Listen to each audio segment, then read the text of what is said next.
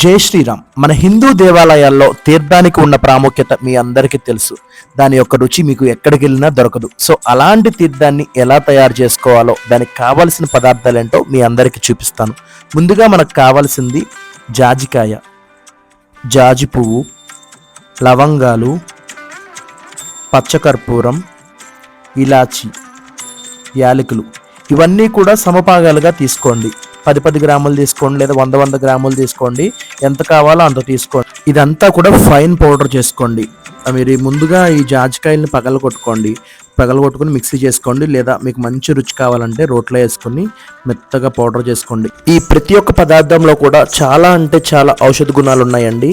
ఈ తీర్థాన్ని మనం స్వీకరించేటప్పుడు పఠించాల్సిన మంత్రం అకాల మృత్యుహరణం, సర్వవ్యాధి నివారణం, సర్వపాపక్షయకరం, సకల దేవతా పాదోదకం, పావనం శుభం అంటూ దీన్ని స్వీకరించండి. మీరే చాలా చేంజెస్ అబ్జర్వ్ చేస్తారు. ఇలా ఫైన్ పౌడర్ అయ్యాక మనం ఎంత క్వాంటిటీ గ్లాస్లో కలుపుకుంటున్నాం అనేది చూసుకుని ఒక 250 ml అయితే కనుక ఒక 1/2 టీ స్పూన్ కలుపుకోండి, సరిపోతుంది. దానిలో తులసాకు వేసుకోండి. మీకు గుడిలో ఎలాగైతే తీర్థం టేస్ట్ వస్తుందో అదే విధంగా ఉంటుంది. సో నేను ఈ మాస్క్ ఎందుకు కట్టుకున్నానంటే, మనం ఏదైతే దేవుడికి తీర్థప్రసాదాలు చేస్తామో అవి మనం డైరెక్ట్గా వాసన పీల్చకూడదండి.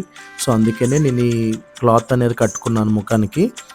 ఇదండి తీర్థాన్ని చేసే ప్రాసెస్. ఈ పౌడర్ని మొత్తాన్ని కూడా గాజు సీసాలో స్టోర్ చేసుకుని పెట్టుకోండి. ఈ పౌడర్ని మీరు పూజలోనే కాదు నార్మల్గా కూడా తాగుతూ స్టార్ట్ చేస్తే 41 డేస్లో మీ బాడీలో చాలా మిరాకులస్ చేంజెస్ అనేవి మీరు అబ్జర్వ్ చేస్తారు. సో అందరూ మంచిగా ఉండాలని కోరుకుంటూ జై శ్రీరామ్.